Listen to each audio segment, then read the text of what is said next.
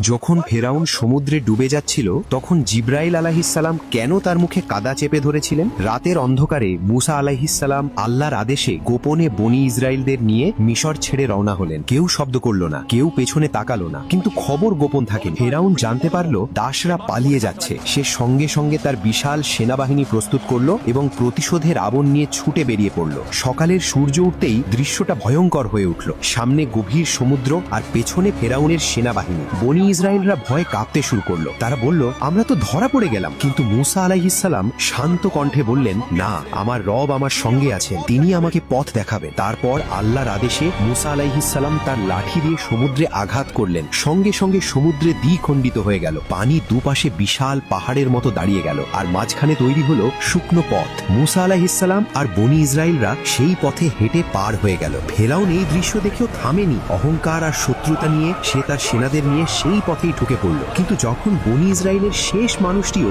অপর তীরে পৌঁছে গেল, তখন আল্লাহ দ্বিখণ্ডিত পানি আবার মিলিয়ে দিল। সমুদ্র ঢেকে ফেলল ফেরাউন আর তার বাহিনীকে। ডুবতে ডুবতে ফেরাউন তখন চিৎকার করে বলল, আমি বিশ্বাস করি বনি ইসরায়েলরা যার ওপর ঈমান এনেছে তিনি ছাড়া আর কোনো উপাস্য নেই। আমি এখন আনুগত্যকারীদের একজন। ঠিক সেই মুহূর্তে জিব্রাইল আলাইহিসসালাম সমুদ্র থেকে কাদা তুলে ফেরাউনের মুখে ঢেলে দিলেন। কারণ এটা বিশ্বাস নয়, এটা ছিল মৃত্যুর ভয়।